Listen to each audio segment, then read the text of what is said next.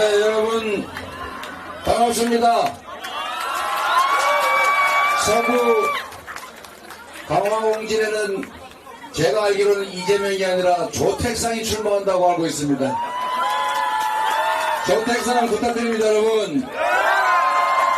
그리고 우리 학생들 이 앞으로 오세요. 거기 일어나시죠. 안 보여서 이제 할 수 없어요. 네. 안으로.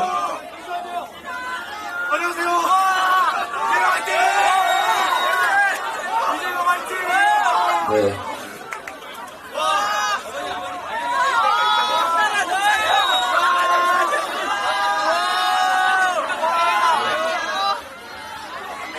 네, 지금 보니까 우리 학생들이 투표하면 이기실 것 같은데. 네, 여기가 하늘도시 영종입니까? 저는 비행기 타러 차 안에서 지나가는 봤는데 이렇게 동네에 와보기 거의 처음인 것 같아요. 여러분 반갑습니다.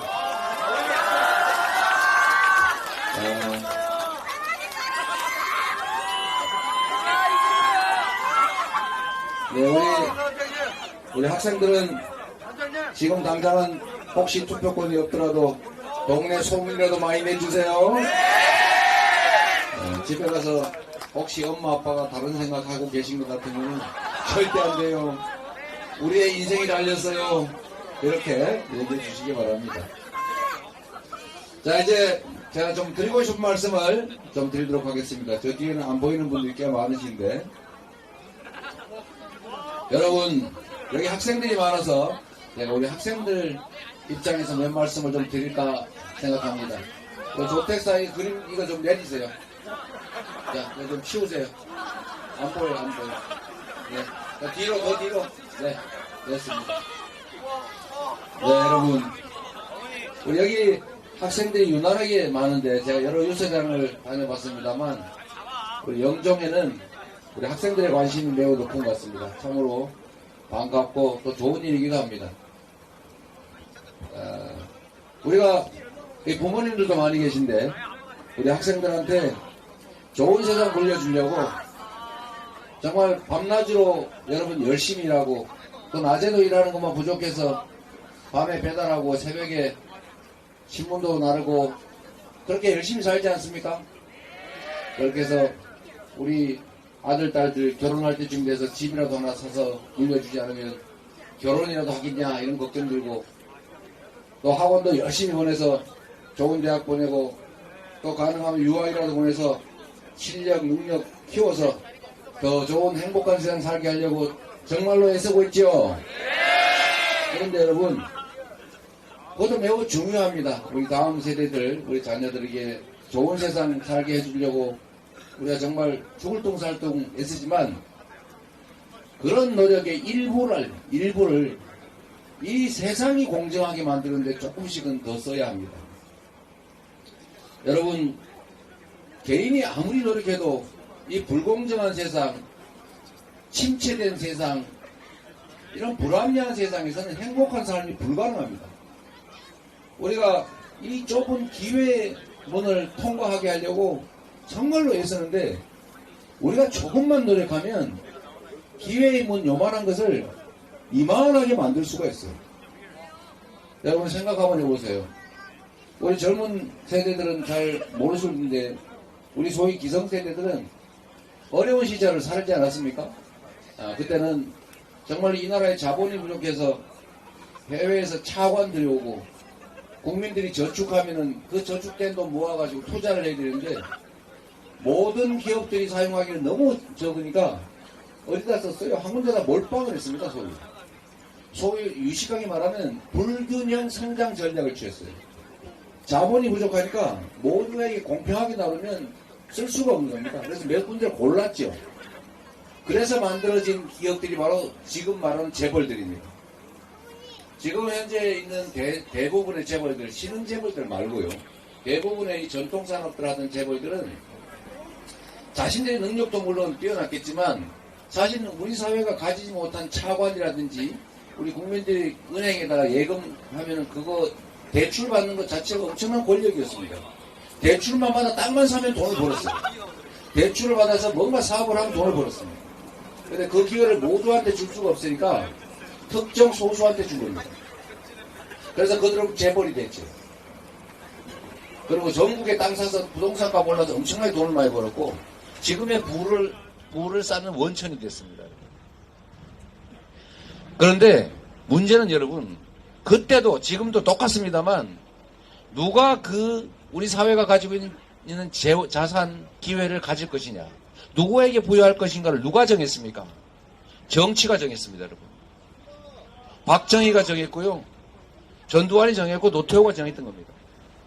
그들에게 우리가 권력을 주었지 않습니까? 형식적으로나마 국민들이 이 나라 주인이기 때문에 주권을 그들에게 맡겼는데 그들은 뭘 했냐? 특정 소수한테 몰아주는 권력을 가졌고 그거를 사기들이 사적으로 이용했죠. 근데 그 시절하고 지금 시절이 좀 많이 다릅니다. 그때는 자원이 부족했으니까 어쩔 수 없다고 쳐요. 기회가 부족했기 때문에 소수가 가질 수밖에 없었다. 그러나 지금은 완전히 다릅니다. 지금은 자본 충분하지요. 그때에 비해서 노동의 질도 뛰어나요. 교육 수준도 높아요. 사회 인프라 구축도 아주 잘 돼 있어요. 그런데 여러분, 우리 학생들은, 우리 다음 세대들은 왜 우리가 살아왔던 그 시절보다 더 불행합니까? 그때 우리 부모들은 지금 당장 삶이 어려울지라도 정말로 저는 9남매가 태어나서 7남매가 살아남았습니다. 근데 지금은 한 명 낳기도 부담스럽죠. 전 세계 출생률이 최저라고 하지 않습니까? 역사상 가장 낮은 출생률, 전 세계 가장 낮은 출생률을 기록하는 국가 소멸 예정 1위 국가. 대한민국 국가 공동체가 곧 사라진다. 수십 년, 100년 지나면 이 나라는 사라진다. 이럴 만큼 아이를 낳지 않습니다. 왜 이렇게 어려운 세상이 됐냐? 이유는 아주 단순해요. 그때보다 훨씬 더 많은 자본, 훨씬 더 많은 자원들을 가지고 있지만 이걸 공평하게 잘 나눠서 우리가 모두가 함께 사는 세상을 만들기 위해서 노력했더라면 지금 이런 것처럼 절망이 지배하는 사회가 되지는 않았을 겁니다. 지금은요, 제가 원희룡 후보하고 조금 전에 무슨 저출생률 이런 토론을 하고 왔는데 그 극복 방법이 뭐냐? 제가 그랬습니다. 무슨 집 사주고 지원해주고 또 다 좋은데 진짜 중요한 거는 이 나라의 희망, 미래가 있는 나라를 만들어야 된다. 그게 바로 정치가 할 일이다. 정치인들한테 권력을 줬더니 그 권력을 이용해가지고 자기 뱃속이나 채우고 고속도로 이거 위치나 바꾸고 자기 가족들, 친지들 범죄나 은폐하고 자기들이 하는 나쁜 짓 가리자고 국민이 낸 세금으로 호주에 대사 직함 줘가지고 월급 줘서 내보내고 도피시키고 그래서 호주 정부가 이런 사람 우리는 창피하니까 도로 데려가라 이래서 도로 왔다는 얘기도 있지 않습니까?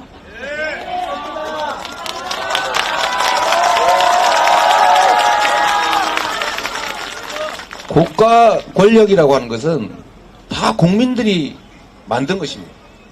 우리가 맡긴 권력, 우리가 낸 세금으로 정말 우리 국가 공동체 구성원들이 공평하게 행복하게 희망을 갖고 살 수 있도록만 했다면 왜 이 나라에서 아이를 낳고 싶지 않다. 아이를 낳아서 기르면 고통을 물려주는 것 같다. 내 노후가 더 어려워질 것 같다. 그러니 출산을 포기하자. 이렇게 되는 것 아닙니까? 결국 절망이 지배하는 사회, 희망이 사라진 사회, 불공정한 사회, 비민주적인 사회, 불합리한 사회, 불투명한 사회. 이런 사회가 사실은 우리로 하여금 희망을 잃게 하는 것 아닙니까? 이 모든 원인은 정치에 있습니다. 정치의 핵심은 대통령이고 정치의 두 번째 핵심은 국회의원들입니다. 저도 국회의원 한 2년 가까이 해보니까 국회의원 참 희한한 자리 같더라고요. 이거 되는 것도 없고 안 되는 것도 없고 뭐 좀 하려고 그러면 발목 잡는 것도 많고 역시 시장 할 때가 행복했는데 도지사 할 때가 훨씬 나았는데 그래서 여러분, 얘기가 많이 돌아갔습니다만, 그때보다 훨씬 많은 사회 자본을 가지고 있습니다. 우리는. 기회를 가지고 있어요. 그런데 많은 사람들이 불행한 이유는, 많은 사람들이 미래가 암울한 이유는 공정하지 못하기 때문입니다. 공정 노래 부르는 분이 계시긴 한데, 그건 가짜 공정이죠. 진짜 공정해야 됩니다. 국가 권력 행사에서 공정해야 됩니다.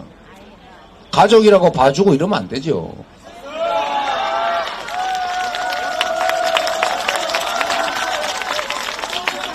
그래서 여러분, 정치라고 하는 거는 여러분도 다 아시는 겁니다. 정치라고 하는 건 멀리 떨어져 있는 남의 일 같아요. 여의도에서 몇몇이 모여서 쑥덕쑥덕 하는 게 정치 같습니다. 그런데 정치는 우리 삶 자체예요. 우리 인생 자체입니다. 과연 어디에다가 어떤 투자를 할 것이냐. 지금 당장 예를 하나 들어봐도 지금 대통령 그리고 우리가 맡긴 정부에서 권력을 가지고 이런 결정을 합니다. 우리는 배고파 죽겠어요. 동네 가게들 지금 손님이 없어 망해가고 있습니다. 이자는 정말 천정부지로 올라가지고 전에 집 사서 내던 원리금이 한 달에 7, 80만 원 하던 게 지금 200만 원씩 합니다. 어떻게 감당을 합니까? 이럴 때 국민들은 주머니가 비어서 실질 소득이 줄어드니까 소비를 할 수가 없어요. 소비를 할 수가 없으니까 동네 돈이 안 돕니다. 이걸 경기 침체라고 해요. 이럴 때 정부가 뭘 해야 되느냐? 사람 몸에 피가 안 돌면 손발이 썩잖아요. 심장에 피가 아무리 많으면 뭐합니까? 지금 어떤 양상이냐면 심장에 피가 너무 많아가지고 피주머니 하나 만들어가지고 옆에다가 피를 보관을 하고 있어요. 손발에는 피가 모자라가지고 썩어가고 있습니다. 지금 소위 초대기업들은 너무 수익이 많아져가지고 투자할 데가 없어서 쌓고 있는데 국가재정이 부족하다면서 그 재벌들 초부자들 세금은 왜 깎아줍니까? 이게 그들이 하고 있는 일입니다. 우리가 맡긴 권력으로 그들이 하고 있는 거예요. 우리가 맡긴 권력으로 그들이 하고 있는 거라고요. 여러분 대신에 여러분이 하고 있는 것입니다. 사실은 발등을 찍고 있는 거죠.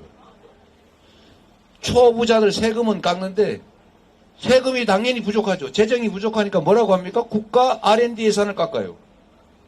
국가 R&D 예산이란 국가가 공부를 하는 겁니다, 여러분. 우리 부모들은 가진 게 없고 가진 거라고는 논밭 소밖에 없어서 소 팔아 논 팔아 밥 팔아 자식들 공부시켰습니다. 우리 먹고 살기 어렵다 얘야. 아이고 논 뭐 파니. 야 지금 형편 어리니까 학교 그만둬. 그냥 우리 농사를 지으러 가자. 밭이나 매러 가자. 그랬습니까? 정말 우골탑 쌓아가면서 자식들 공부시켜서 이 나라가 세계 경제 강국으로 올라선 겁니다. 지금은 국제 경쟁이 더 격화됐어요. 이제는 과학 기술의 시대입니다. 연구개발에 투자하지 않으면 살아남을 수가 없어요. 국제 경쟁을 할 수가 없습니다. 그런데 개인도 논 팔아 밥 팔아 자식들 공부시키는데 국가가 연구개발 예산을 5조 2천억씩이나 싹둑 잘라가지고 연구개발에 참여하는 젊은 연구자들 석박사과정 공부하는 사람들이 중국에서 오라니까 중국으로 하고 인도네시아에서 오라니까 인도로 가고 그러고 있습니다. 여러분. 이런 나라가 미래가 있겠습니까? 이런 결정도 우리가 맡긴 권력으로 그들이 하고 있습니다. 그런데도 이런 것도 있습니다. 여러분. 1인당 25만 원씩만 좀 주자. 코로나 때 우리 먹고 살만 했지 않았냐. 그렇게 어려울 때 가구당 100만 원도 안 되는 돈 지역화폐로 지급해서 동네에서 써라. 인천 사람은 인천에 쓰고 서구 사람은 서구에 중부 사람은 중부에다 써라. 영종도에서 돈 받으면 영종도에 써라. 자꾸 돈이 빠져나가니까. 그랬더니 그때 12조 원인가 밖에 안 든 돈으로 동네가 한 5, 6개월 동안 화랑이었잖아요. 호황을 맞지 않았습니까? 그 돈 사라졌습니까? 국민들 주머니에 들어가서 지역화폐로 쓰니까 그게 전부 매출로 갖고 매출 예를 들면 저기 서시에 이하님? 라인 헤어 저런 데서 손님 많아서 매출 늘면 그냥 은행에 갖다 쌌습니까? 식당과 밥이라도 사 먹죠? 그리고 식당 주인이 우리 여기 있는 학생 용돈 줘가지고 문방구에 가서 물건이라도 사고 문방구 주인은 막걸리라도 사 먹고 돈이 돌지 않습니까? 이걸 경제라고 합니다. 이렇게 돈이 잘 도는 거를 호황이라고 합니다. 경제가 어려우면 정부가 예산을 지원해서 배고플 때 미리 쓰고 거기서 세금은 더 걷고 그래서 다시 채우고 이게 정부가 하는 일이고 이게 경제 정책이에요. 경제 정책 그러니까 무슨 무슨 함수에 막 그래프에 막 소수점에 무슨 이것만 어쩌고저쩌고 막 이런 게 아닙니다. 경제는 그야말로 순환인 것이고 돈은 돌아서 돈이라고 하는 겁니다. 이걸 정부가 해야 되는데 지금 보십시오 여러분. 13조 원이면 가구당 100만 원씩 지급하고 우리가 코로나 때 겪었던 지금 얼마나 어렵습니까? 한 6개월 정도 따뜻하게 경제 되살릴 수 있어요. 그런데 못하겠다고 합니다. 왜? 물가 오를까봐 걱정된대요. 물가 오를 거 걱정하는 사람들이 대통령이 전국을 다니면서 뭐 이거 해주겠다 저거 해주겠다 약속한 게 1,000조 원이라는 거 아닙니까? 1,000조 원이 있는지 모르겠는데 1,000조 원 쓸 때는 물가 안 오릅니까? 1,000조 원을 쓸 때는 물가가 올라서 안 되는 게 아니고 괜찮고 우리 국민 전원에게 뭐 재벌이야 큰 도움 안 되겠지만 전원에게 25만 원씩 지급해서 동네 하면 소고기집도 좀 살고 이렇게 되는 게 그들은 아까운 겁니다. 서민에게 지원되는 예산은 낭비라고 생각해요. 그러면서도 부자들한테 세금 깎아주는 거는 그거는 정책이라고 얘기합니다. 이걸 누가 하고 있냐? 여러분이 뽑은 국회의원이 여러분이 뽑은 대통령이 하고 있어요. 여러분의 이름으로 여러분의 권력으로 여러분을 위한다는 이름으로 방치해서 되겠습니까? 여러분 정치는 그 사회 자원과 기회의 배분 권한을 가지는 겁니다. 선거에서 이긴다고 하는 것은 우리 사회의 자원과 기회를 배분한 권력을 누구한테 부여할지를 정하는 거예요. 결국 여러분의 삶 자체를 통째로 규정하는 겁니다. 여러분 인생을 행복하게 사는 방법, 우리 자녀들의 더 나은 미래를 만들어주는 방법, 이 나라가 정말 국제사회에서 인정받는 모범적인 나라로 자부심 있게 어깨 펴고 우리가 국제사회로 나갈 수 있게 하는 방법, 정치 세력을 선택하고 정치 세력이 잘못하면 엄히 책임을 묻고 잘하면 상을 주고 신상필벌을 분명하게 해서 그들이 주인을 주인으로 인정하고 대한민국 민주공화국의 주권자는 국민이다. 우리는 잠시 권력을 위임받은 심부름꾼 일꾼에 불과하다. 이렇게 겸손한 자세를 취하게 만드는 것입니다. 그게 여러분이 잘 사는 길입니다.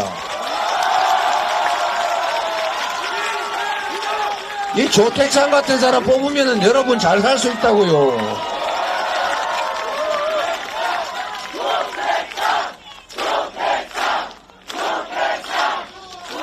여러분 가끔씩 보면 그런 경우가 있어요. 이 땅 가진 사람들이 우리 민주당을 잘 안 찍는 경향이 있더라고요. 그런데 여러분 사실은 접경지대에 땅값이 오르는 게 언제였던지 압니까?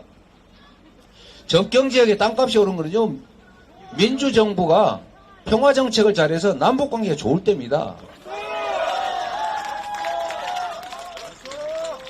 그리고 여기 어민들 많으시잖아요.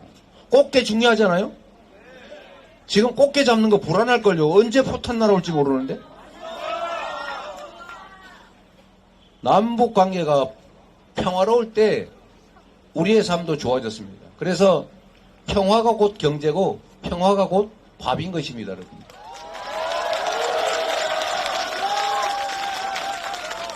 남북관계가 사실 지금 내일 당장 전쟁이 나도 이상하지 않을 만큼 위기 상황입니다. 미국에서 공식 경고하지 않습니까? 우크라이나, 중국, 중동, 다음으로 전쟁 위협이 있는 지역, 한반도. 공식적으로. 그렇게 경고합니다. 핵전쟁 위험도 있다. 이런 나라에 국제 투자를 하겠습니까? 평화를 잘 관리하는 것이 바로 국민을 잘 살게 하는 길입니다. 우리 다 잘 먹고 잘 살자고 하는 일 아닙니까? 국가가 해야 될 일이 국민의 생명과 안전을 지키는 것입니다. 그러기 위해서 안보도 필요합니다. 그런데 이제 안보는 군사적 문제만이 아닙니다. 이제 안보는 국민의 삶, 경제와 아주 밀접한 관련이 있습니다. 안 그래도 한반도에 이 분단 국가라서 공식적으로는 우리는 전쟁 중 잠시 휴전한 나라 아닙니까? 그러나 그래도 장시간 평화체제를 유지해왔고 특히 이게 북방 외교를 연 쪽이 민주정부가 아니고 노태우 보수정권 아닙니까? 그래서 중국과의 외교를 열었죠. 그 북방 외교 그 길을 따라서 민주정부가 다시 동북아 평화체제를 만들었습니다. 그래서 중국과 우리가 가장 큰 무역 흑자 국가가 될 만큼 중국과의 경제적 의존 관계, 협력 관계가 컸지 않습니까? 지금 중국이 제일 적자가 많이 나는 나라가 되어버렸어요. 외교 관계를 잘 관리했습니까? 한반도 안보가 튼튼해졌습니까? 러시아가 북한을 편들지 않습니까, 지금? 우크라이나 때문에 국제관계가 혼란스러워지는 와중에 국제관계가 관리가 잘 안 되면서 북한과 러시아가 가까워지면서 러시아가 북한에 군사기술을 제공하고 있다고 해요. 한반도의 안보가 위험해졌죠. 결국은 강대강 대치 때문에 경제 상황은 점점 어려워질 수밖에 없습니다, 여러분. 대통령이 하는 정치 집단이 하는 모든 정치 행위, 모든 권력 행사 행위는 우리의 삶을 통째로 영향을 미칩니다. 우리가 잘 살고 못 사는 것은 우리 자신의 노력에도 많이 달려있지만 더 중요한 것은 그 사회가 평화롭고 합리적이고 민주적이고 투명할 때 가능한 것입니다.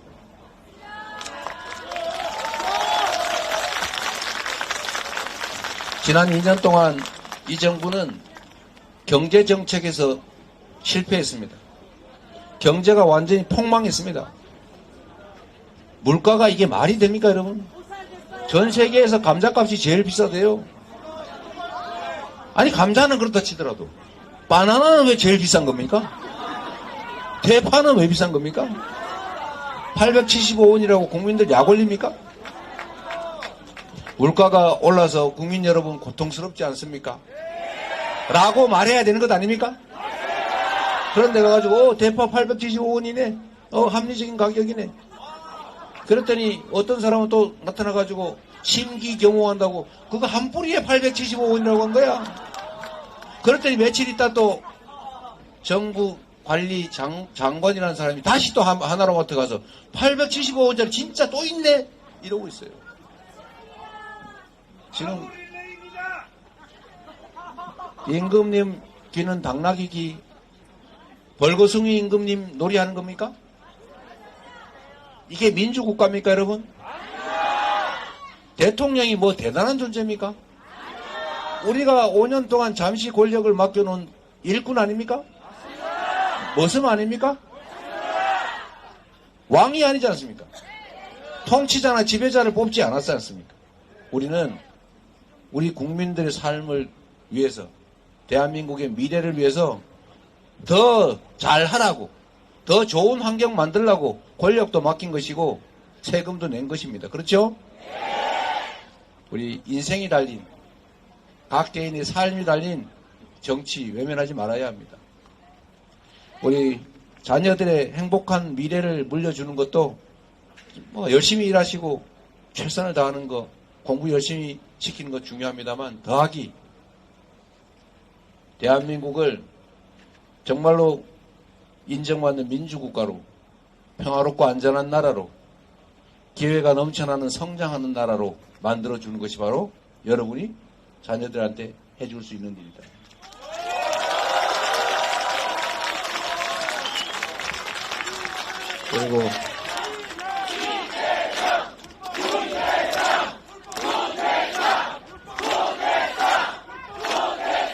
그리고 오랜만에 왔으니까 우리 학생들도 많고 하니까 하나만 더 말씀을 좀 드리겠습니다.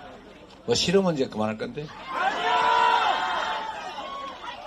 여러분, 좋은 일자리라고 하는 게 정말로 중요하죠.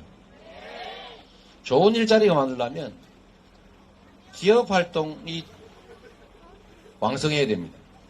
그리고 이 무슨 섬유산업이다 이런 것처럼 사양산업이 아니고 미래 첨단 산업들이 발전해야 돼요. 그런데 여러분, 지금은 대전환의 시대라고 합니다. 대전환의 시대. 여러 가지 전환이 있는데 그 중에 하나가 에너지 전환의 시대입니다. 지금 지구가 자꾸 기온이 올라간다지 않습니까? 화석 연료를 많이 써서 탄소 배출이 많아서 이제는 탄소를 배출하지 않는 탄소 제로 사회로 가야 된다. 그럼 에너지를 어디서 구하냐? 화석 연료 이제는 줄이고 앞으로는 무한하게 재생 가능한 태양광, 바람, 조력, 지열 이런 재생 가능한 에너지, 지구를 훼손하지 않는 에너지의 시대로 가자. 그리고 거의 가능한 시대가 됐습니다, 여러분. 전 세계가 에너지 전환을 위해서 산업 체제를 완전히 바꾸고 있습니다. 미국이 얼마나 에너지를 이 화석 연료를 많이 가지고 있는지 아시죠? 오일, 석유, 석탄, 가스 엄청난 매장량을 가지고 있는 나라가 미국인데 이 나라가 날리면인지 바이든인지 하는 양반이 엄청난 양의 재생에너지 산업 투자를 하고 있습니다. 엄청난 금액을. 왜 그러겠습니까? 유럽도 마찬가지입니다, 여러분. 이미 풍력 발전 단가가 1kW 전력을 생산하는데 풍력 발전할 때 단가가 이미 원자력 단가보다 더 떨어졌습니다. 이미 전 세계는 그렇게 가고 있어요. 그런데 우리나라는 뭘 하고 있냐? 이 정권이 완전히 반대로 가고 있습니다. 재생에너지 목표 2050년까지 몇 %를 확보할 거냐, 재생에너지. 이 목표치를 낮춰버렸어요. 취임하자마자. 그리고 원자력 의존하겠다고 합니다. 원자력이. 원자력은 재생에너지로 안 써줍니다. 그래서 앞으로 어떤 일이 벌어지냐. 우리가 하도 많이 얘기해서 여러분도 다 아시는 얘기인데 아리백 재생에너지만으로 생산한 제품만 산다. 화석연료로 생산한 제품은 사지 않는다. 재생에너지 100%. 이렇게 하겠다고 전 세계 글로벌 기업들이 선언을 하고 있지 않습니까? 이제 한국의 수출 기업들은 이 글로벌 기업들의 표준에 맞춰서 재생에너지로 만든 전기만으로 생산을 해야 합니다. 그게 아니고 화석연료, 뭐 석탄발전소, 무슨 뭐 석유발전소, 가스발전소, 원자력 발전소 이런 데서 생산한 에너지로 만들면 팔 데가 없어요. 그런데 대한민국은 현재 상태로 재생에너지 비중이 8%밖에 안 됩니다. 다른 선진국들은 최하 30%세를 넘습니다. 이미. 50, 70%씩 됩니다. 그런데 그 목표치를 지금 계속 신속하게 올리고 있어요. 나중에 어떤 일이 벌어질 것 같습니까? 그 나라들은 우리는 재생에너지를 다 확보했으니까 RE100을 훨씬 더 강력하게 밀어붙일 거예요. 그리고 유럽은 이미 탄소 국경 조정금 이런 걸 시행하고 있어요. 철강 생산하는데 너네 탄소 발생 얼마 시켰지? 그러면 여기다가 탄소 발생 금액만큼을 수출 단가에 올려. 이거 부과를 합니다. 이걸 어떻게 넘을 겁니까? 당장 이미 무역 국경이 생기고 있어요. 장벽이 생기고 있습니다. 그런데 이제는 10년, 20년 지나고 나면 너네 물건 안 사. 화석연료로 생산했잖아. 안 사. 그래서 지금 이미 기업들은 이런 선택을 하고 있습니다. 재생에너지가 없는 대한민국의 장기 공급 체계를, 생산 체계를 갖췄다가 나중에 큰일 나는 수가 있으니까 장기 생산 체제를 해외로 옮깁니다. 옮기고 있습니다, 이미. 미국, 유럽 이런 데로 가고 있어요. 그리고 그쪽 통해서 우리가 재생에너지 책임질 테니까 이리로 오세요. 이렇게 유인하고 있어요. 대한민국은 재생에너지 생산업체가 다 태양광 발전소 10기가와트짜리 짓겠습니다. 불어. 그래서 그 기업 철수해버렸어요. 여러분 10기가와트가 얼마인지 잘 모르시죠? 원자력 발전소 한 개가 1기가와트를 생산합니다. 10기가와트 태양광 발전소는 원자력 10개 규모입니다. 이거를 안 하겠다도 막 불러다가 하라고 막 비용도 대주고 권장하고 막 붙잡고 해야 되는데 불어가 돼서 무산돼 버렸습니다. 이게 대한민국 정부입니다. 여러분 자식들한테 공부 많이 시키고 실력 많이 길러줘도 좋은 일자리가 없는 세상이 되면 행복하게 좋은 일자리 얻어서 잘 살 수 있겠어요? 경제가 발전할 수 있도록 우리가 책임져 줘야 됩니다. 그런데 그건 우리가 직접적으로 할 수 없는 일입니다. 그건 국가 정책을 통해서 대통령과 정부를 통해서만 할 수 있습니다. 그런데 지금 완전히 반대로 가고 있는데 그대로 놔두면 아 이렇게 해도 뭐 괜찮다는 뜻이네. 앞으로 계속하자 이렇게 될 것 아닙니까? 그래서 여러분 이제는 멈춰 세워야 합니다. 이제는 스톱해야 됩니다. 퇴행, 역주행을 멈추게 하고 다시 정상적인 방향으로 가도록 해야 됩니다. 그 길은 바로 4월 10일에 책임을 묻는 것, 엄정하게 심판하는 것밖에 없습니다.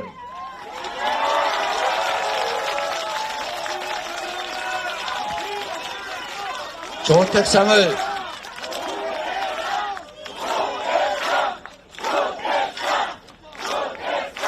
저희 민주당이 뭘 그리 막 엄청나게 훌륭한 집단이라고 얘기하지 않습니다. 많이 부족합니다.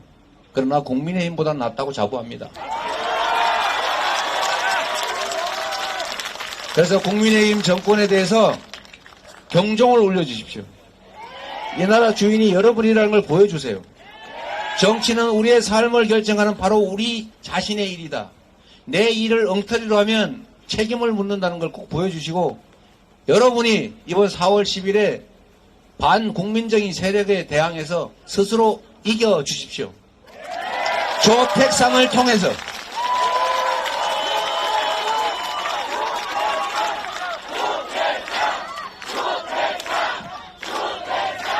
잘 될 것 같습니다. 그리고 마지막으로 자꾸 가야 된다고 자꾸 신호를 줘서 제가 영종도에 오기가 쉽지가 않기 때문에 사실 못 올 뻔했는데 우리 조 후보께서 꼭 와야 된다고 오면 표가 조금 도움된다고 그래서 사실 저도 뭐 내일도 재판 끌려가야 되고 또 우리 개항 선거도 해야 되고 또 뭐 저 아래 부산 또 영남 충청도 다녀야 돼서 사실 오기가 쉽지는 않은데 우리 조택상 후보 정말 기회를 한번 여러분이 주시면 좋겠습니다.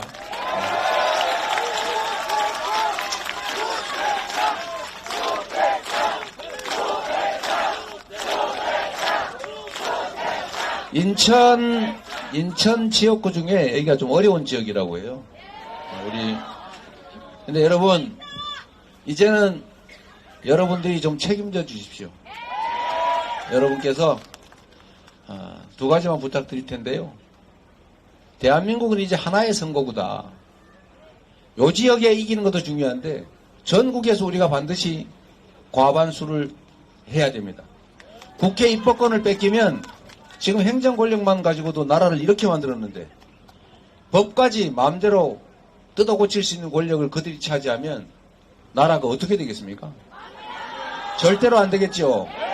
그래서 그들에게 과반수가 가는 일은 절대로 안 되니까 꼭 막아주시고 또 한 가지는 우리 민주당이 단독으로 151석 과반수를 할 수 있도록 힘을 실어주십시오. 우리가 야권이 과반수 해도 되지 않냐 이렇게 생각할 수 있지만 과반수를 야권이 차지를 하고 있어도 단독으로 민주당이 과반수를 하지 못하면 의사결정 자체가 너무 지연됩니다. 지금 똑같은 당 안에서도 의사결정이 너무 힘들어요. 제가 그래도 할래한테 너무 힘들어요. 그런데 이게 다른 집안의 다른 당 형태로 가지고 있으면 협의하느라고 세월이 너무 많이 갑니다. 강력한 신속한 입법 추진이나 또 국정감시 견제가 어려워져요. 꼭 민주당 단독으로 과반을 할 수 있도록 조택상 후보를 국회로 꼭 보내주십시오. 그리고 마지막으로 이 부탁도 하나 드려야 돼요. 제가 부탁드릴 게 너무 많아서 그런데 여러분, 정치는 장난이 아닙니다. 낭만도 아닙니다. 엄혹한 현실 그 자체입니다, 여러분. 낭만적으로 생각하시면 안 됩니다. 누가 울고 불고 엎드려서 절하고 이번에는 정말로 반성하고 정말로 앞으로 잘할 테니까 이번만 봐주세요. 절대로 봐주면 안 됩니다, 여러분. 국민의힘은 선거 때만 되면 그랬어요. 선거 때만 되면 엎드려 절하고 눈물 흘리고 내가 이번에는 진짜 잘하겠다 그랬지만 결론은 똑같았습니다. 지금 이렇게 왔지 않습니까, 여러분? 속지 말아주시기 바랍니다. 그냥 동정심을 가지기에는 우리의 삶이 너무 팍팍합니다. 이 나라 운명이 너무 위험해요. 그래서 여러분, 이번에는 속지 말아주시기 바랍니다. 그들의 눈물과 사과는 제가 장담하는데 4월 10일까지가 유효기간입니다.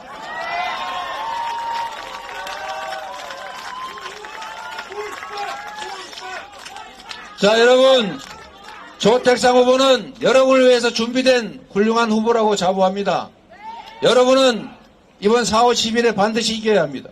여러분이 이 나라의 주인인 것을 그들에게 선포해야 합니다. 여러분의 승리의 도구로 조택상을 잘 써주시기를 부탁드립니다. 고맙습니다.